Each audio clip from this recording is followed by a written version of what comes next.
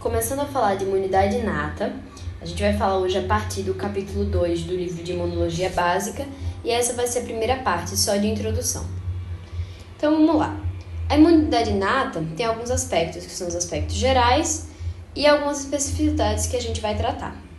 Primeiro, como é que ela vai reagir? Existem dois tipos de reação. A inflamação, que nada mais é do que chamar os leucócitos. Então, na inflamação, chama os leucócitos para o quê? Para matar os micro-organismos, mas não só para isso. Também para eliminar os tecidos ruins, os tecidos necrosados vão ser descartados aqui nesse momento da inflamação. E além de chamar os leucócitos, chama também proteínas do plasma, proteínas sanguíneas, certo? Para esse local que é um tecido inflamado. Além da resposta de inflamação, existe uma defesa antiviral. A defesa antiviral vai estar ligada às células NK, as Natural Killers, que, como o nome já diz, ela mata as células que estiverem infectadas.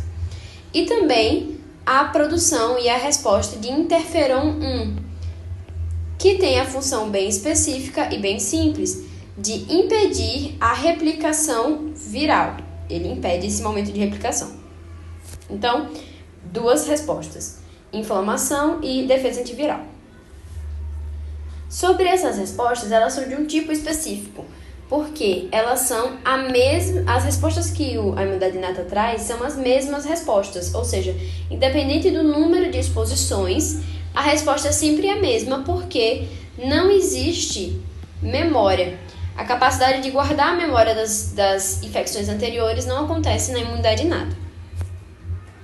Então, para fazer o reconhecimento, a imunidade inata usa estruturas que são comuns entre os diversos micro-organismos.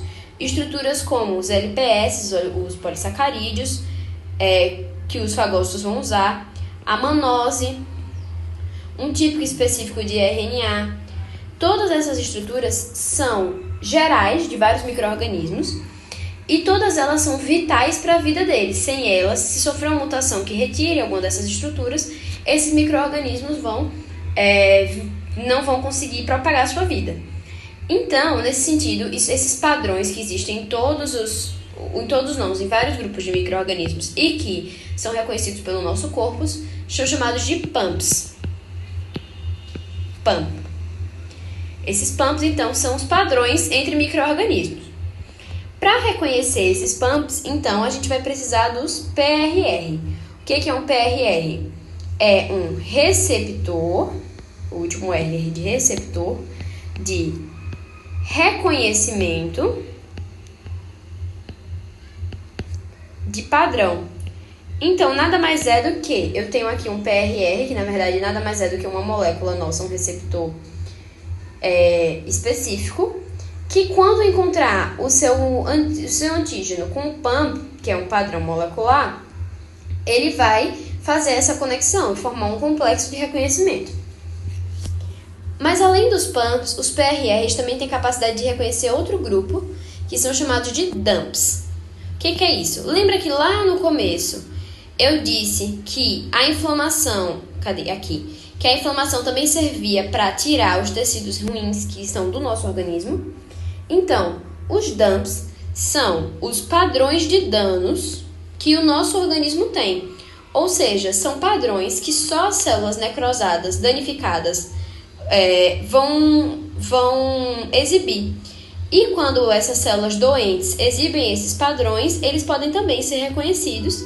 O sistema inato reconhece e aí a gente consegue fazer a retirada desse tecido lesado. Então, PAMPs e DUMPs são reconhecidos pelos PRRs. Continuando, a gente tem uma outra característica, é a questão da recombinação genética, que na verdade não é uma característica, é exatamente o contrário. Não existe recombinação genética de células somáticas na imunidade inata. Ou seja, não tem aquela divisão clonal que tem na imunidade adquirida. O que isso quer dizer? Quer dizer, por exemplo, que é o seguinte: a imunidade adquirida, então a AD de adquirida, vai funcionar o seguinte: ela tem um precursor e ela vai fazer clones desse precursor com uma mudançazinha no receptor. Um receptor assim, outro espiralado, outro de outro jeito. Pronto. E aí, a partir disso, vão ser feitos clones desses outros receptores, de modo que a gente tenha uma variabilidade maior. Na imunidade inata, a divisão não é clonal. Então, o que vai acontecer é que um precursor vai dar origem a todos os outros. Então, todos eles vão ter exatamente a mesma estrutura de receptor. Isso vai gerar o quê? Menos variedade. Mas apesar desse corpo, né?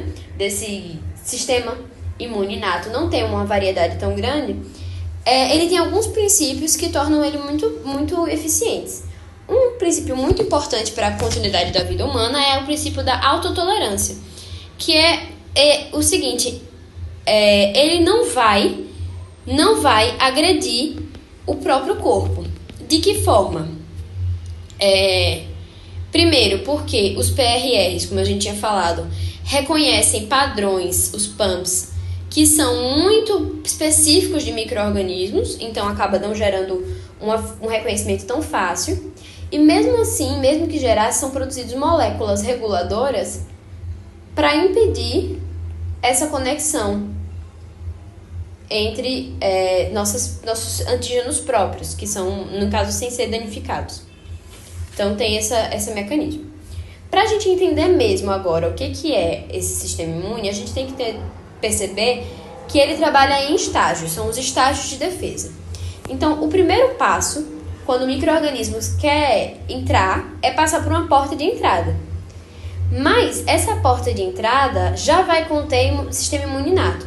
De que forma? O epitélio, que é uma barreira, então a gente já tem a barreira epitelial, que é muito, muito importante. Além disso, a gente vai ter uma secreção de antibióticos naturais, então substâncias que são microbicidas do nosso próprio organismo.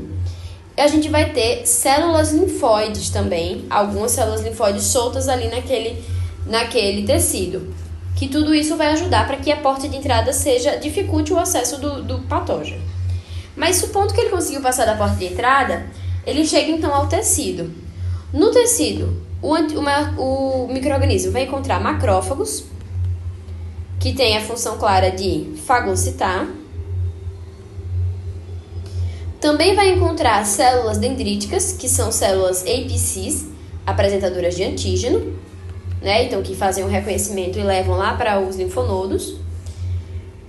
E nesse tecido também a gente já tem o recrutamento para começar o processo de inflamação. Além disso, a gente vai ter, depois que se o micro-organismo conseguir passar do tecido e jogar a resposta inflamatória, a gente vai ter a entrada dele na corrente sanguínea.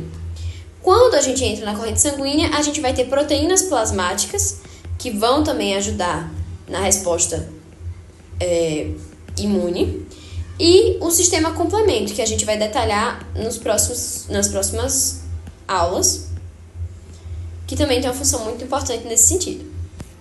Só vale ressaltar que dentro dessas etapas a gente tem os vírus. Se for um vírus, ele vai ativar um mecanismo especial, porque como a gente falou, o sistema imune inato tem duas respostas principais, que é a defesa antiviral e a inflamação. E no caso da inflamação é o sistema que a gente falou agora, mas o vírus ele vai ter um mecanismo mais ligado a ele através do que a gente também já comentou, que é o interferon e as natural killers, as NK.